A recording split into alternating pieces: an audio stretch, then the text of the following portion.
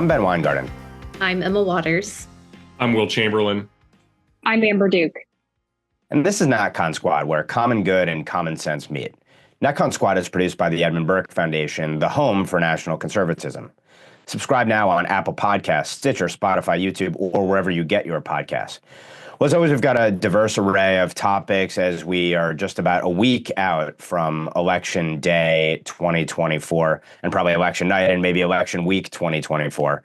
And to kick us off, we're going to talk about the sort of closing argument for Kamala Harris's campaign, which is surprise that Trump and MAGA are Nazis. Will is going to kick us off with that topic. Next, Amber is going to talk a little bit about the stretch run of Donald Trump's campaign, which has included, most notably, not only this Madison Square Garden rally, but perhaps even more significantly, his interview, wide-ranging conversation with Joe Rogan on the Joe Rogan Experience last week. Emma's going to talk a little bit about Jeff Bezos and the Washington Post's purported turn towards political neutrality, with the paper withholding its endorsement of a presidential candidate, apparently after it had drafted an endorsement of Kamala Harris. Its editorial page had done so. And then last but not least, I'll take us home to talk a little bit about Virginia's fight in the courts to remove non-citizens from the voter rolls. But with that, let's kick it over to Will to start us off. Yeah. So, obviously, we've been seeing a lot of what Kamala Harris's final strategy here is in the last few days of the campaign. And as Ben mentioned, it is to call everybody who disagrees with her a fascist, Donald Trump included. And that's filtering down throughout the media sphere. I mean, I guess most notably to last night's spat between Ryan Rudusky and Mehdi Hassan, where Mehdi effectively called Ryan and anybody who supports Trump and went to this rally a Nazi. And Mehdi, Ryan had the temerity to make an off-color quip about he hoping that Mehdi's beeper wouldn't go off, and that got him kicked off of CNN, because of course it's just fine to call Republicans Nazis, but gosh, God forbid you make fun of a Qatari foreign agent's propensity to agitate on the behalf of terrorist organizations.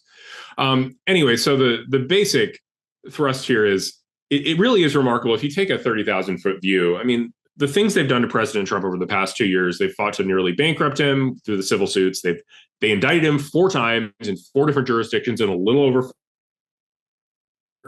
convictions on 36 different felony counts in New York based on, a totally frivolous theory, but they managed to get 36 felony convictions. And their final message is, you're a fascist. Like, what? Okay. And what's the warrant for that? Well, you didn't vet the speech of a comedian who spoke 4 hours before you did at your rally. And he said it made a mean joke about Puerto Ricans, which he didn't even do. He joked about Puerto Rico proper, not Puerto Ricans. The whole point of his joke was that there's a massive trash problem in Puerto Rico, which is true and been widely reported. And the Kamala Harris campaign is just hanging their, hat on this. Like, hey, if we call them Nazis, people won't vote for them.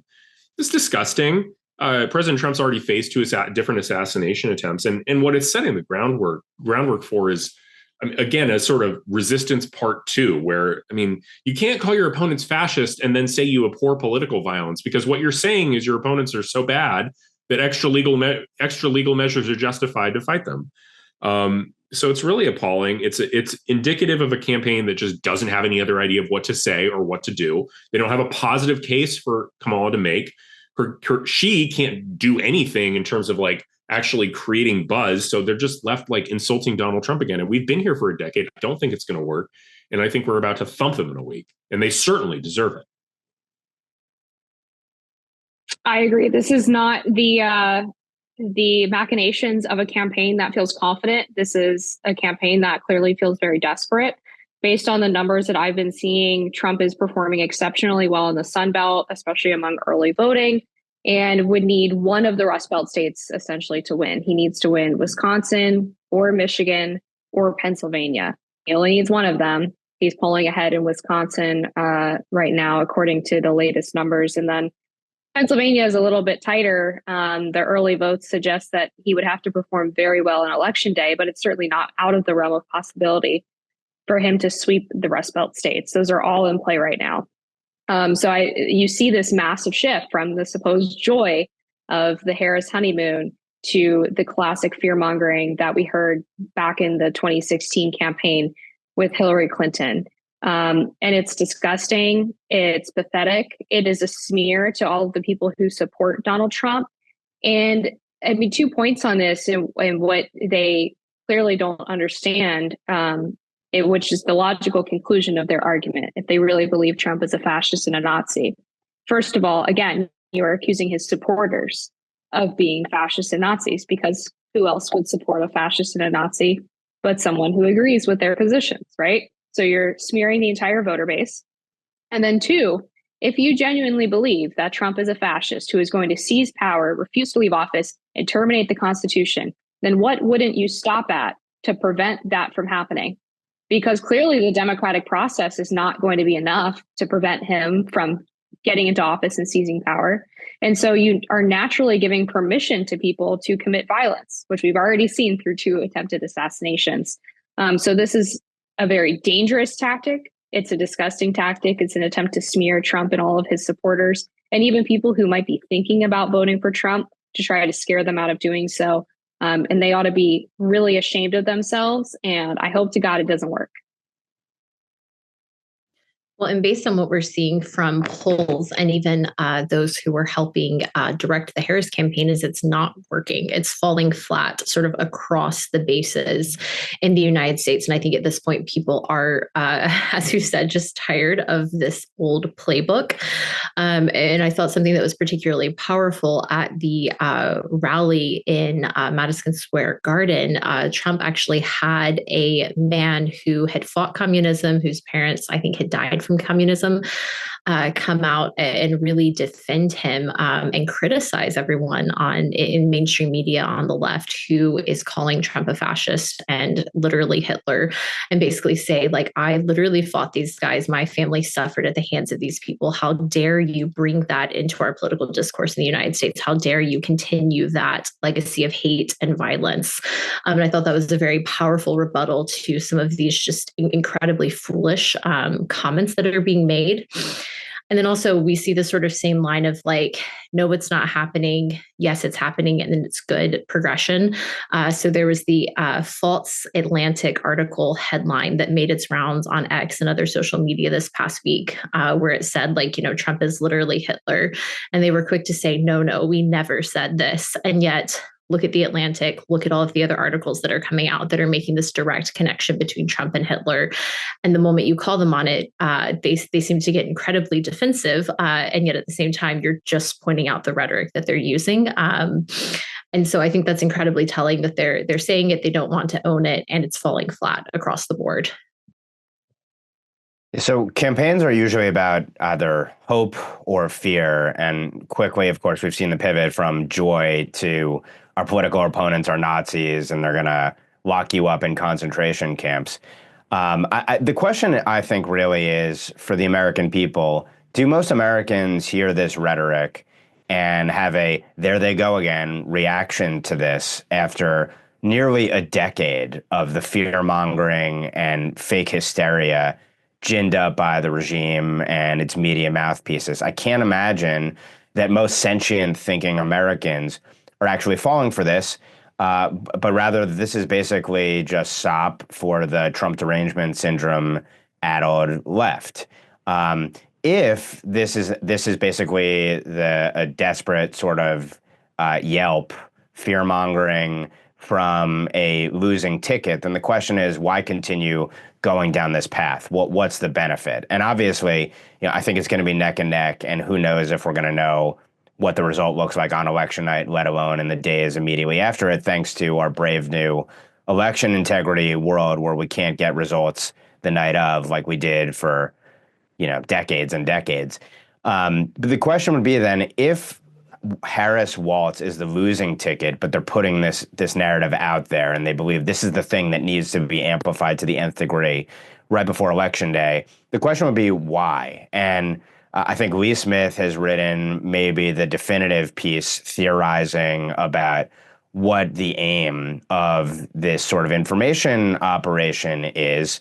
And he sort of suggests that this is in part about potentially trying to provoke and incite mass mobilization on the streets, hysteria like we saw, by the way, on Inauguration Day for Donald Trump in 2017, where you had rioting in Washington, D.C. Obviously, you had all the rallies and people in mourning across the country thereafter. But this time, might it look more violent? Also, could it be that in potentially sowing the seeds of future violence after potential Trump win, that in that window between Election Day and January 6th, that there are developments that take place that Democrats try to seize on to themselves try to not certify the vote. Jamie Raskin has obviously himself sort of suggested that Donald Trump can't be seated under the insurrection grounds. Are other Democrats going to go along with that? We've seen a reluctance from other Democrats largely to potentially not certify the vote if Donald Trump is elected. But I think we should assume that anything is potentially on the table from a regime that is potentially going to lose power, that has stopped at nothing to try and retain power and destroy Donald Trump. And scarily, I think we're going to be watching these developments in the weeks ahead, to the extent that the result on election night or shortly thereafter is that Donald Trump is elected president, because Democrats will clearly stop at nothing to do it. So I don't think this narrative is necessarily just about desperation. It may be ultimately about sort of ceding the narrative space to try and then create a justification to prevent the peaceful transfer of power, engaging in the height of projection from people who call the other side's fascists when they go about colluding with and working with the private sector to run roughshod over our liberties and try and crush dissenters in this country. So with that, let's turn it over now to maybe a sunnier topic with Amber discussing the Joe Rogan Experience interview with Donald Trump. Yeah, so Donald Trump went on Joe Rogan's podcast this past weekend and did the full 3-hour sit-down interview in his studio in Austin, which Kamala Harris has supposedly refused to do. We just got news today that she was trying to negotiate for a 1-hour interview and that Joe Rogan had to travel to her, which I don't think he should do. She needs him way more than he needs her. And if it's not under the same terms as Donald Trump's interview, then it's bogus, obviously. And the whole point of this is to prove that Kamala can or cannot actually talk to a somewhat probing interviewer for long periods of time without her scripted talking points. And now we've learned that JD Vance is going on Joe Rogan as well. But I did go ahead and watch the entire Trump-Joe Rogan interview over the weekend at 1.5 speed to save myself some time. But nonetheless, I found it to be really fascinating and inspiring. And Trump clearly has a really great grasp of the issues facing this country. He really understands the political realignment. And even more so, this was an attempt by the campaign to humanize Trump amidst all of these attacks that we're talking about, claiming that he is a fascist and a Nazi. Along with the McDonald's political moment, this was to show that he is a human being who relates well to people. And some of my favorite moments from the podcast were him talking about how when he first got to the White House after being elected, he was just standing in the Lincoln bedroom in total awe of the fact that he got to be a part of that history, and talking about some of the history of the Lincoln family and losing their son at a very young age and suffering from melancholia. It was just a really interesting to hear Trump talk about that story. And then later on, he talks about flying to Afghanistan in the middle of the night when all of the lights were shut off on the planes and the runways because it was considered too dangerous to fly in with any lights on whatsoever. They had to fly in at like 3 a.m. And he talks about kind of going up into the cockpit with the pilot and expressing some doubts about their ability to land, and maybe some fear even about the insanity of the situation. And it was just, again, humanizing. It showed his personality, which I think is when Trump really shines. He's a funny guy. He's good at talking to people. And it is something that cuts directly against all of the fear-mongering in the media about who Donald Trump is as a person, about his supposed character defects and what have you. The episode so far has received, I think, close to 35, if not 40 million views so far. It's one of the top 5 Joe Rogan podcasts ever posted, and could be, I think, a significant thing for voters who don't trust the mainstream media anymore, who are not listening to traditional news outlets, who might be undecided, might not have voted in 2016 and 2020, young men who have registered for the first time. I don't think you can downplay the impact that doing this has on the campaign, and especially since Joe Rogan said that he didn't previously want to have Trump on the podcast, but he felt after the assassination attempt that it was time for him to share that platform with him. And I think that was the right decision. So I'll throw it over to you guys to see if you agree that it is quite impactful. Maybe I'm overthinking it and it's actually not that big of a deal, but the number one podcast in the country, a lot of big fans. I think this could really move some things.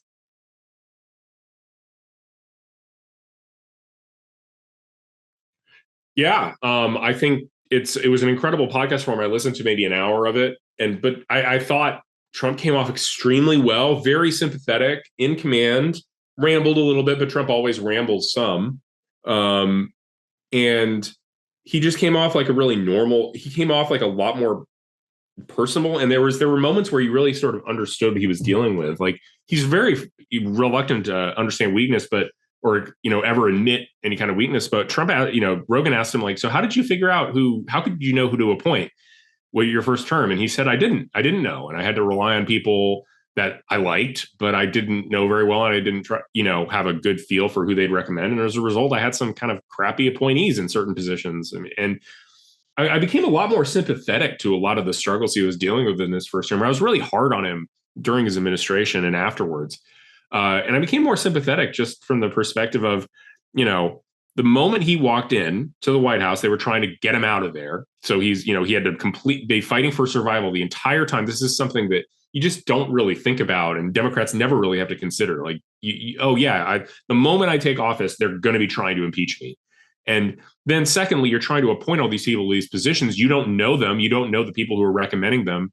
And he pointed out an interesting problem. He couldn't really use his own personal connections that well, because if you don't appoint somebody, if you appoint a politician, it's annoying because they're a politician, but at least they've been vetted. They've gone through races where people have tried to dig up opposition research on them.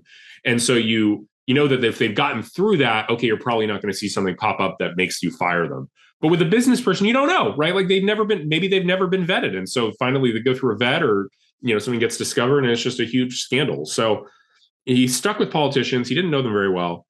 And I mean, it just made me understand, like, hey, like, the first term didn't go well, largely because of personnel problems, and the personnel problems weren't entirely Donald Trump's fault or were the product of things that were out of his control. So it made me a lot more sympathetic to him as somebody who was very critical of some of the failures of his first term. And it made me optimistic that things are going to be better next time. I think we're going to look back on this Joe Rogan podcast and see it as a turning point in how presidential candidates are vetted at the very high stakes pre-election, like right before the vote time in American history. And so sort of the same way that the Nixon-Kennedy TV debate really changed the way we think about and the way we assessed presidential candidates, I think this long-form relational conversation that we saw is really going to be very popular going forward. Many people are very familiar with, but I think tired of the sort of like quick talking points, quick responses politicians give. And so to Will's point, the fact that we got 3 hours of unscripted time simply hearing the man Trump, his thoughts, his reflections, his natural responses is an incredible gift. I mean, that's more than like we will ever understand of most people at that level of power. And thinking it sounded very sincere. I think like across the board, just very sincere and resonated with people in that sincerity. And so the opportunity to know a person, to hear a person like that, I think is going to be incredibly attractive and powerful going forward. And we'll probably see replications of this in future elections. One of the things that really stood out to me, and my husband and I like really drew the process out, started it Friday night, Saturday, like had our coffee, made it a whole like family sit down. Our daughter was like running around playing. And it was just like enjoyable. Like it was a fun, like DC Politico experience of history to engage with. But a few of the things that really stood out was one, Trump has an incredible grasp on military history and American history. I think we're used to hearing Trump be like, this person, big, bad, dumb, don't like them. But just to hear him actually reflect on his thoughts, share history, go through details of like, and then this happened in this war, then this man did this, and I can't believe they couldn't win. It was just incredibly impressive and encouraging. Like that's the sort of person you want in control, someone who has a grasp of history. Hearing him have an off-the-cuff conversation about boxing and the future of boxing with Joe Rogan and actually asking him questions about it. I like am totally not in the boxing world and think it's really gross, but like seemed very masculine, very manly, very appealing for a lot of the listeners out there. And then even his commentary on the environment and environmentalism. What did California look like? What's the future of our policy here? It showed someone who had a wide-ranging grasp on the issues, an ability to like look at them not just as like strict policies that have been recommended by technocrats in DC, but like actually understanding the issue, how it affects people day to day. So I clearly like actually really enjoyed the podcast, but I think that it was an incredible testament to his qualification for the job, and hopefully communicates that across the board. Well, first, to Will's point about kind of the acknowledgement of issues with personnel, this obviously, maybe is the most important thing for a second potential Trump term. Personnel is policy. And I think this time around, unlike the first time, which Trump has sort of expressed, Steve Bannon historically expressed, basically the Trump won presidency had to draw from the Republican establishment because there was no bench. Essentially, the Trump campaign was not necessarily prepared to transition to the Trump administration. This time, clearly, it is. There is a team, there is a deep bench of people, which is going to be far less filled with people who are going to try to sabotage and subvert and undermine that administration, unlike the first time around. But what I will say, kind of the other side of the coin to all of the challenges that Trump had to deal with from the time, essentially the campaign was being spied upon, the campaign, not even the president and his confidants, before you had the entire sort of lawfare inquisition, national security apparatus, dirty tricks to try and sideline the entire presidency. It's amazing how much he accomplished given all of these challenges. The sniping from the personnel, the establishment trying to undermine him, the weight of the entirety, basically, of the national security and foreign policy apparatus trying to destroy him, plus the media, plus the Democrats, plus a large percentage of the Republican Party as well. So it's amazing what he was able to accomplish last time around. And this time around, the mandate certainly from the voters will be even stronger, I think, than last time around. So all of that, I think, is potentially incredibly bullish going into a Trump second term. On this interview in particular, I won't go so far as to say that this is sort of illustrates or is one signpost on the way to the death knell of corporate media. But this campaign has certainly illustrated that the candidates desire to go in front of podcasters who are independent media, not corporate media. Obviously, in this case, you have an audience which is multiples of the audience you get from any of the corporate media sort of interviews that we might see. And of course, it's a tremendously significant demographic as well. Whether or not this actually swings votes, I guess, is yet to be seen. But certainly in terms of where the trajectory of media, I think this is very significant. Potentially, it could be significant in terms of how the voting actually shakes out. And then obviously, this also reflects a contrast between Kamala and Trump, which is that Kamala will only participate in a quote unquote discussion or interview that is in the most controlled of environments. Everyone knows she could never have a free flowing, dynamic, kind of cover the waterfront of issues, sort of 3-hour conversation like this that Trump could have. There's no way that she could, in an equivalent situation, comport herself and come off as well as Trump did. So this further illustrates the stark contrast between the qualities of the candidates, and we'll see ultimately if that's reflected ultimately in some of the polling, exit polling, and then ultimately the results come election day.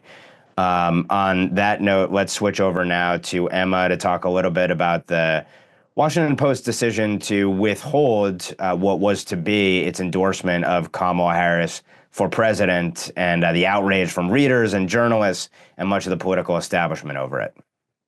So not only Washington Post, but LA Times and most recently USA Today have decided not to offer an official endorsement for a presidential candidate going into this election.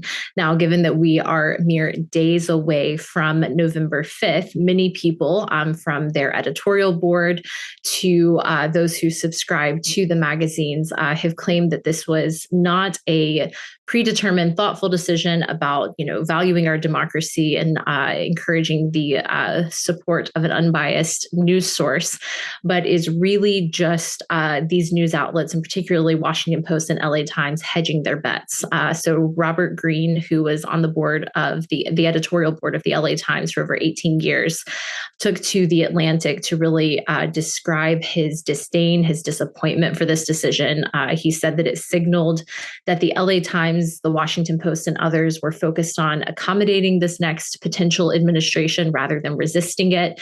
And that after spending so many years fighting the good fight, supporting the Democrats' cause, calling out Republicans for their, quote, literally Hitler-isms, that why would they decide to step down now? And I think that's incredibly telling that many of these journalists and editors who were stepping down clearly, and this is obvious, right, like viewed their role as advocating for this particular vision of the good, convincing the American people that they ought to share it too, supporting the Democrats' cause, regardless of how ridiculous it was, reframing, rewriting history, doing whatever they could to like support their candidates, be mean to the guys they don't like. And so now that these magazines are claiming some sort of neutrality in quotes, everyone's losing their minds. And it makes sense because this is actually a very big change from the way that these outlets have functioned in regards to politics and their political bias. So Washington Post in particular has garnered the most attention simply because of the prominence of Jeff Bezos. And so yesterday on the 28th, October 28th, he actually published a short piece in the Washington Post describing his decision. And so reading from a brief part of it, he says, quote, "In the annual public surveys about trust and reputation, journalists and the media have regularly fallen near the very bottom, often just above Congress. But in this year's Gallup poll, we have managed to fall below Congress. Our profession is now the least trusted of all. Something we are doing is clearly not working." So he goes on to say, let me give an analogy. Voting machines must meet two requirements. They must count the vote accurately, and the people must believe that they count the vote accurately. And the second requirement is distinct from and just as important as the first. And so from there, he goes on to draw the analogy with newspapers and with mainstream media, that there's just a widespread belief that most people believe the media is biased. And clearly anyone who doesn't see this is just not paying attention to reality. This is, I think, like a given, particularly for conservatives. And that he basically says our decision to not endorse a candidate did come too late in the game. It wasn't predetermined, but he said that was a shortcoming on their part. They should have thought ahead about this. It wasn't simply about accommodating a candidate, but that they really need to work hard to, quote, control what we can control to increase our credibility. So there's this concerted effort across mainstream media, particularly Washington Post, I think, to prepare themselves for a potential and potentially very likely Trump administration. They're working to sort of rebuild those relationships and frankly just do damage control for the last 4 years, the last 8 years, the last 16 years. Washington Post has endorsed candidates for the last 36 years. By and large, those candidates are always Democrat. And so it seems that there's a bit of a rebranding going on here. And so what's particularly interesting, too, is that Jeff Bezos is also calling for more conservative voices at the Washington Post to be represented. So frankly, I hope many of our friends end up in those positions or with those opportunities. I think that's incredibly exciting and really signals I think what to expect in this election and what's coming ahead. So you guys may have also in the Joe Rogan podcast, Trump talked about the conversations he's having with different big tech CEOs. So Trump and Apple CEO Tim Cook recently chatted about the iPhone maker's ongoing legal issues in Europe. Trump recently had a conversation with Google CEO and boasted that the Google CEO said that Trump serving at McDonald's was literally the biggest thing that's happened to Google in years, that it was just blowing up across the board. Of course, Amazon CEO Andy Jassy recently chatted with him. And then over the summer, Mark Zuckerberg even went so far as to post his white boy summer tuxedo beer I don't know what you want to call it, like waterboarding, whatever it's called, video, called Trump, called him. It is really complimentary of him following the shooting. And so it seems clear that these big tech leaders are hedging their bets, particularly because many in the Trump world and Trump himself have been incredibly critical of the power of big tech and certainly the influence of mainstream media.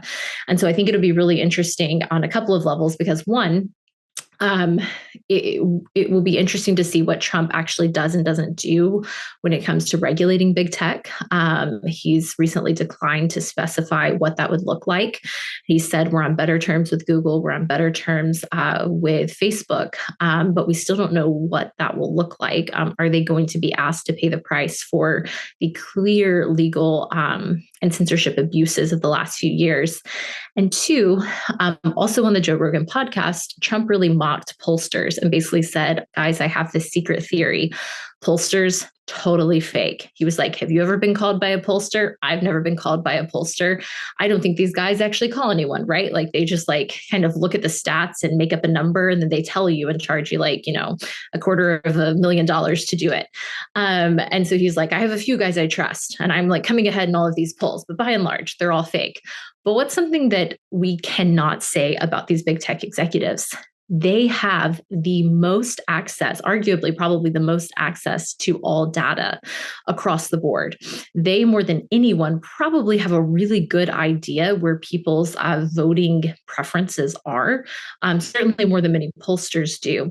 And so I think it's incredibly telling that they're the ones who are shifting toward Trump, really appeasing that. But I'd love to hear y'all's thoughts on, how this is shaping the election, what this looks like for big tech regulation going forward. I definitely get the sense that Jeff Bezos is making more of a calculated CYA decision to preserve a potential relationship with Trump if he takes office.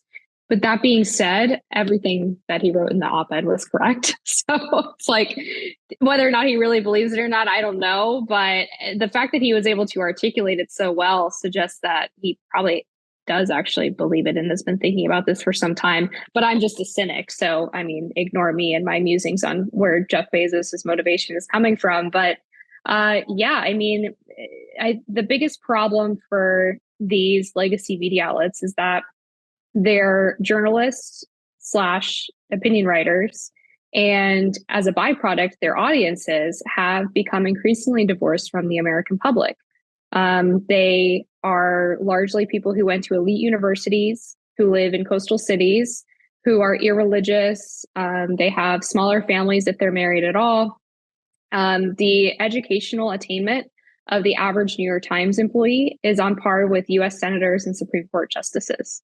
They basically all go to Yale and Harvard and some of the other Ivies. That was according to a study that I cited in my book. And so the natural regression that happens is that they get more and more divorced from normal people. They don't understand what reality looks like for the average American. And so the average American doesn't want to consume their content because it doesn't look anything like the life that they're living. And I appreciate that at least some of these newspaper owners acknowledge that it's a problem. We might not agree on the solutions sometimes. We'll see which conservatives Jeff Bezos actually hires. So far, their only one is Jen Rubin. So if it's like more in that line, then they might as well not bother. But I think this inspires some hope, certainly, that at least somebody recognizes that the media is not doing well and that the trust problem is not on the consumer. It's not on the American public. It's on the newspapers. So on that point, first, totally agree. Let's see what the personnel look like, because that will tell you if they have any understanding of how and why they're missing the half the country. And are they going to just put a few token rhinos in who are anti-Trump but acceptable to the Washington Post? Or are they actually going to put on people who really represent the other half of the country? That said, I take an even more cynical view of this, setting aside potentially hedging for Trump and setting aside also clearly to the extent Bezos cares about the Washington Post as a business concern, that there are major problems with the business model. And so this is part of, trying to potentially rectify that. And that would be, legitimate and understandable.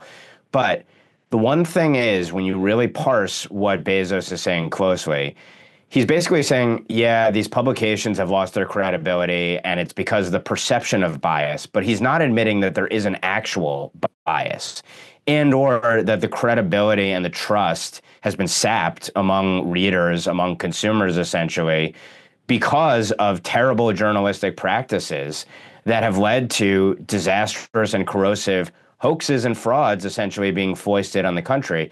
While he also takes this kind of condescending tact in dismissing, essentially the podcast world, and he says something like unresearched podcasts and social media diatribes, essentially. But he's basically saying like everything outside of the establishment corporate media universe is dangerous, and even talks about, I think, the spread of disinformation associated with it. He doesn't acknowledge that the reality is, if you look at who has foisted upon the American people the most pervasive and pernicious frauds and hoaxes, there's a great case to be made the most prolific purveyors, besides the federal government itself, would be the corporate media publications. So they have earned the distrust. And it's not just about the appearance of bias that then leads us as readers to question their credibility and to lose trust in them. It's that they have earned the distrust genuinely. So he has a line in there where he says, and I quote here, to the same argument of with the voting machines, like they not only need to be accurate, but you need to see them as accurate. He says newspapers, quote, must be accurate and we must be believed to be accurate. And then he says that the Post is, quote, failing on the second requirement. That is, on being believed to be accurate. So he's not admitting that they've earned the distrust and our scorn, essentially. So if Bezos really wants to show that the paper has an understanding of its flaws and failings, and it's not just about essentially, well, the public is misinterpreted, so we need to do a better job of explaining ourselves, essentially, kind of the Barack Obama argument of, well, if the people really knew what the policies were, they would love our policies. I think a couple things that he could do are, one, end the slogan, democracy dies in darkness. We know that democracy dies when you have corporate media mouthpieces of the regime who propagandize and gaslight us. That is how democracy dies, when corporate media publications are mouthpieces of the powerful rather than actually holding the powerful to account and asking them the tough questions. And obviously also this is just an anti-Trump attack, and that's how it's seen by the other half of the country. The other thing that I would do, again, if the Post really wanted to achieve what Jeff Bezos is talking about, is the Post should return the Pulitzer for the Russian collusion reporting, because of the corrosive disinformation operations that were foisted on us, it's hard to think of a more powerful and pernicious one. And then thirdly, I think the Washington Post should go about explaining why it got the Russian collusion story wrong, how it got the Russian collusion story wrong in painstaking detail, and explain what it will do to ensure that it never reports out a story like that and all of the developments, which were basically hand-fed to them by the national security apparatus again. I think that would be totally anathema to the personnel and the orientation within the Washington Post from everything we've witnessed. But absent such actions, this reads to me a lot like Mark Zuckerberg saying, I'm really sorry about us working with the federal government in the 2020 election, and it shouldn't happen again. There needs to be something more tangible than we're not going to endorse Kamala Harris and we might hire a few token conservatives for the opinion page. I'm going to be the one white-pilled person here. I actually think this is a bigger deal than people are making it out to be because of what he's responding to. Like he's responding to the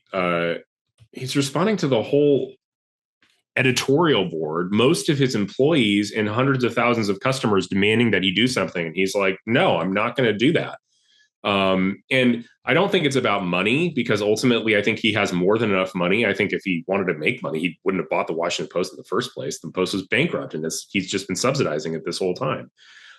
So I see this as a reassertion of control over the periodical. Like, I think basically the whole stunt where they were all threatening to resign if he didn't let them endorse Kamala Harris was a bluff on their part to say, we want to take over the paper. And I think that he was effectively saying, I'm not falling for your bluff. This is my paper. Ultimately, I'm going to dictate the editorial line and I'm going to dictate how it functions. And you're not going to bully me. And neither are our subscribers, because I have a view of what the Washington Post should be and you guys aren't measuring up to it. And to the extent he's not saying, well, we've made factual errors in the past and we need to fix the factual errors. It's like, well, he's still the owner of the paper and doesn't want every single person to quit tomorrow. And so I think you have to be a little sympathetic to the need to be somewhat diplomatic to his employees in a public op-ed in this way. It's the kind of thing you'd expect him to be more focused on privately. But I think based on what he's telling here, I mean, really, I think that I look at Bezos, the guy's like absolutely he built a massive company on his own. And all of a sudden he's doing Lex Friedman. He's complimenting Trump. Was like, his only tweet this year was complimenting Trump. And he's taking control of the Washington Post from the lefties. Like, this guy might be a secret right winger and people aren't ready for it. I think he'd never admit it publicly because he's got so many business interests that rely on him being seen as nonpartisan. But I'm more white-pilled on this. I think we have reason to be optimistic here. So I hope Will is right, and I do think the points are well taken, that obviously he's pissed off at least 200,000 subscribers plus employees, and that's not nothing. When you take a position that actually potentially hurts your enterprise, puts you at odds with all of the people around you, there obviously is something to be said for that. So I do think we should probably consider both takes, and maybe it's a mixture of the two that's ultimately the right answer. But anyway, with that, I'll turn over to myself now to talk about a different issue, which I think is probably going to percolate right up to the election and then subsequent to the election, which is all of the legal machinations around the rules around voting, who votes, who decides the vote, what people can observe, and beyond. And there are any number of cases right now dealing with election law, rules, and regulations that are ripe for probably the Supreme Court to ultimately step in, that are working their way through the lower courts. I've talked before about the fact that the DOJ put out this guidance several weeks back, threatening states and private entities who might work with states to help clean the voter rolls of non-citizens in the run-up to the election.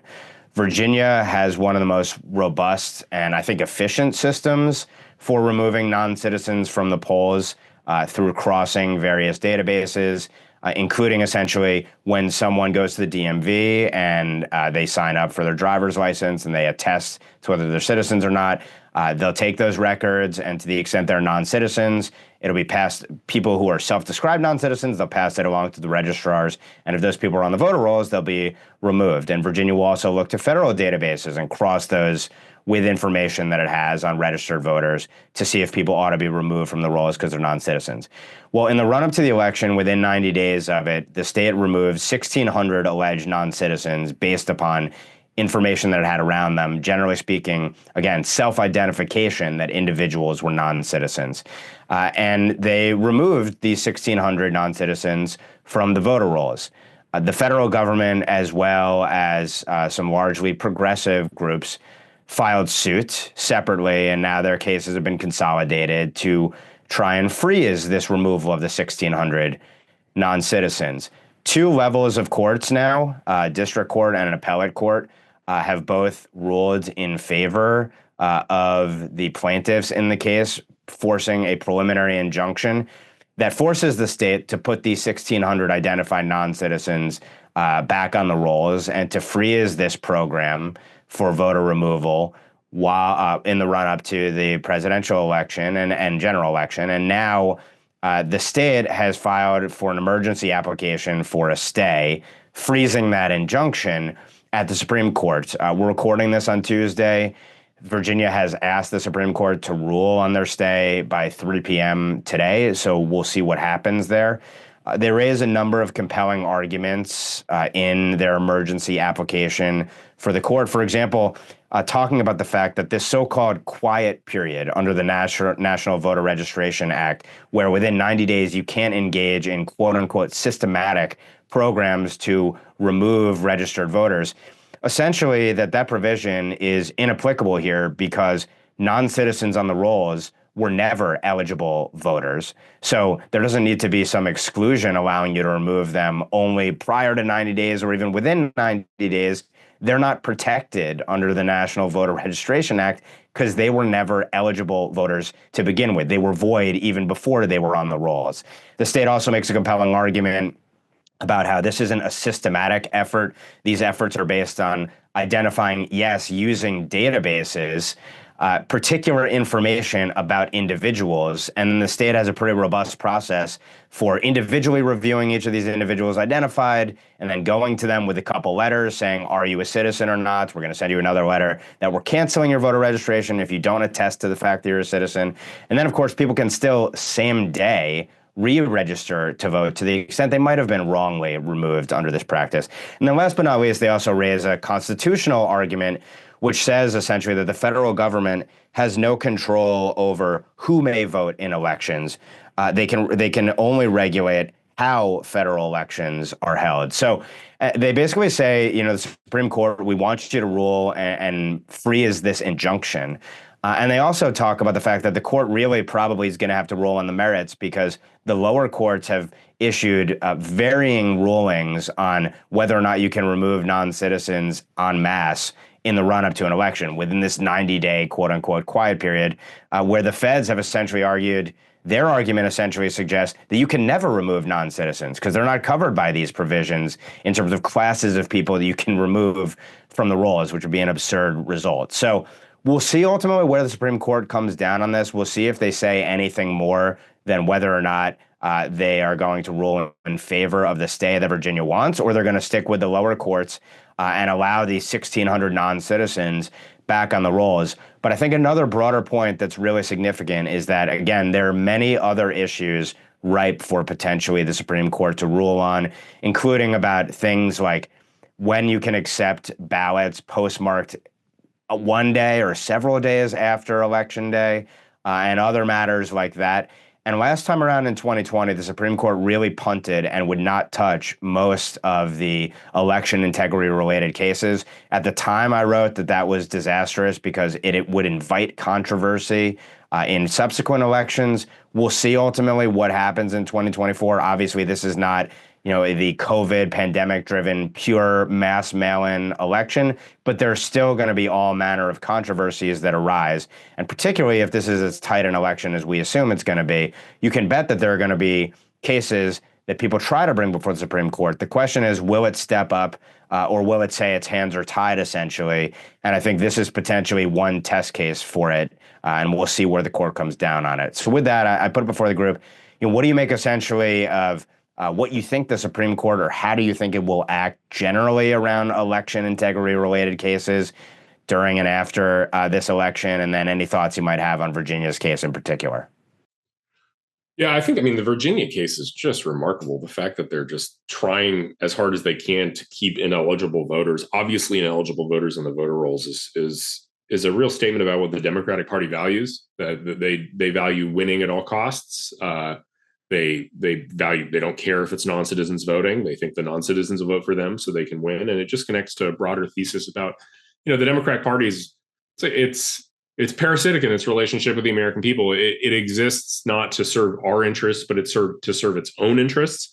If you start with the idea that the Democrats' official position will be one that benefits them institutionally, right? One that increases the overall power of the Democratic Party and weakens Republicans, and that's what they will choose, and regardless of its impact on the broader public. And I think this is just yet another example of that.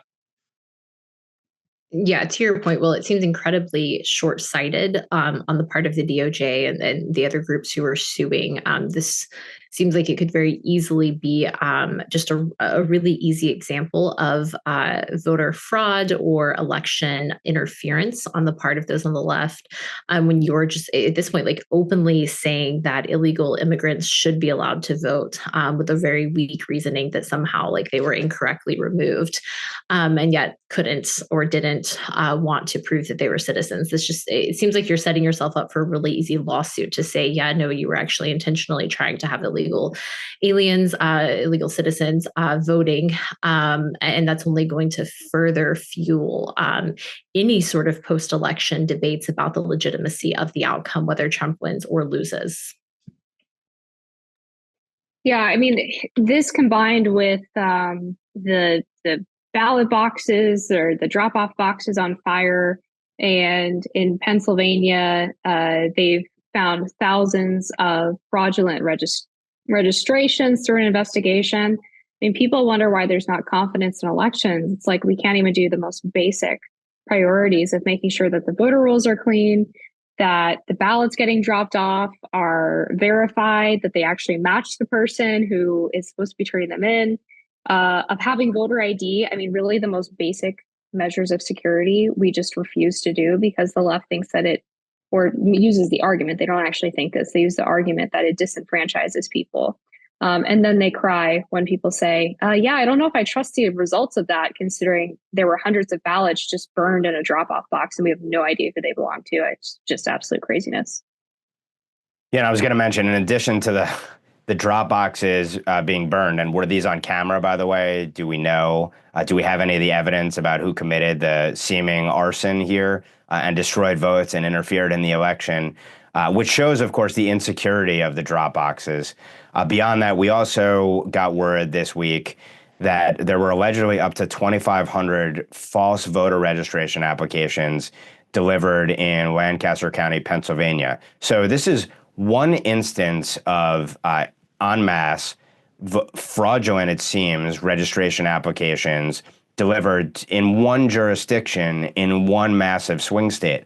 So the question is there a more concerted effort? There hasn't been a lot of detail on the alleged group or individual that was behind delivering these, let alone collecting the ballots. What other jurisdictions in what other states? And wouldn't it be the height of folly to assume that this is one limited instance in Lancaster County, PA? Yet, of course, there's pretty much crickets from ruling regime and certainly from the Justice Department on that matter.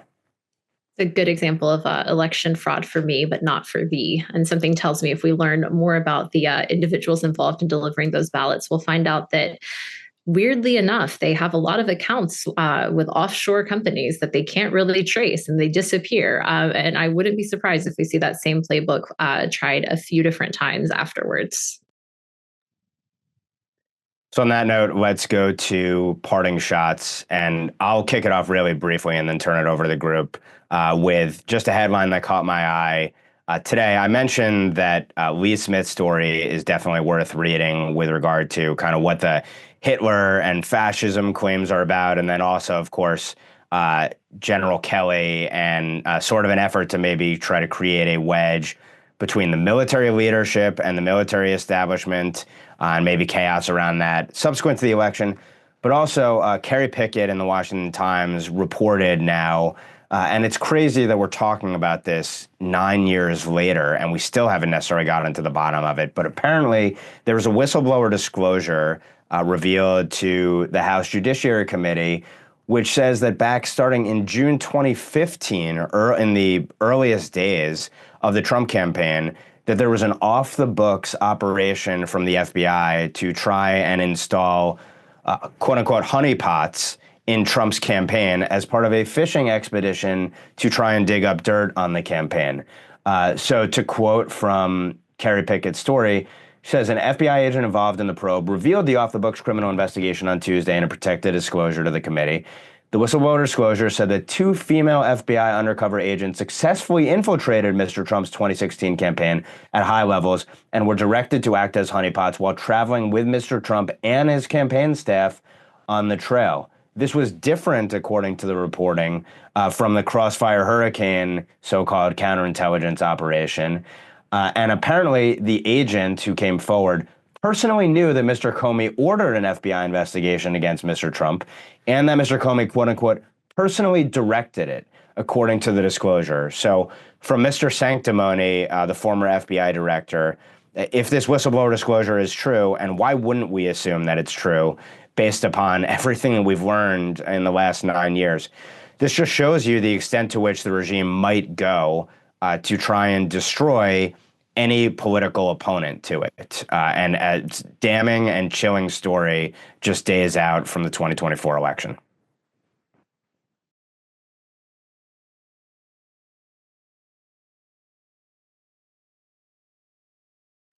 Oh, well, I guess I'll go. I'm not sure. Maybe it was my turn. I just spaced out.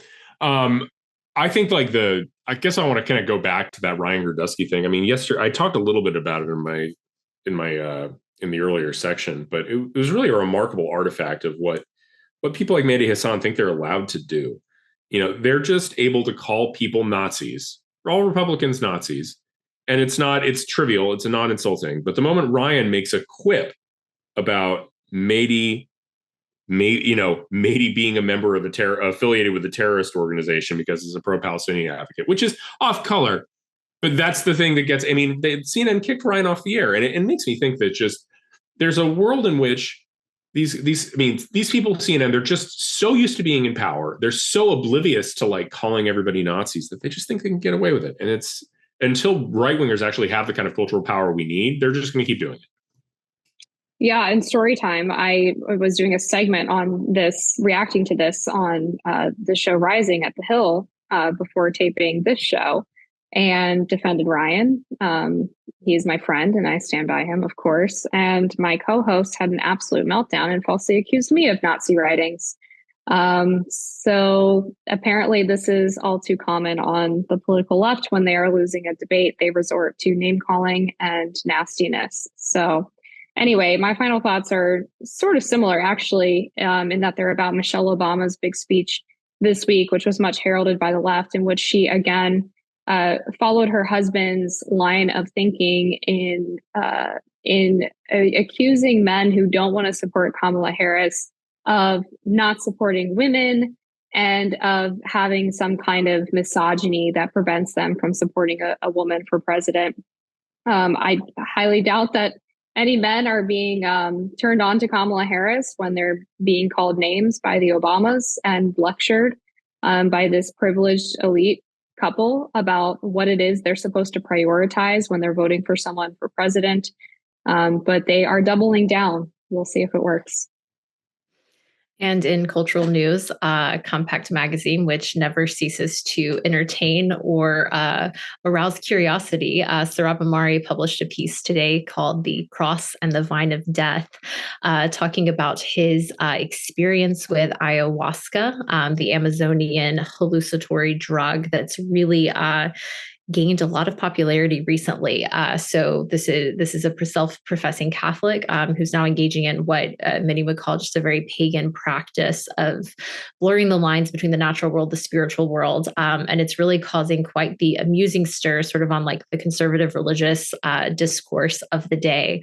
But one of the things he points out that I think is really interesting and sort of connecting to Trump's Make America Healthy Again pronouncement at the Madison Square Garden event was that as people become more and more disillusioned with the healthcare industry, the medical establishment that's pulling in over $225 billion and basically just making people sicker, fatter, and more infertile, as Casey Means says, every year because of it, that people are getting curious to try these sort of return to nature pagan experiences that potentially can heal you or offer you a new perspective on life. So I think it'll be interesting to see as the Make America Healthy movement goes forward, the new routes people are willing to try and take that would otherwise have just been kept within like the very fruity, crunchy granola world, not in the mainstream, now being brought into like our day-to-day cultural political discourse. On behalf of Amber, Emma, and Will, thanks for tuning in. I'm Ben Weingarten, and we'll see you at the next NatCon Squad.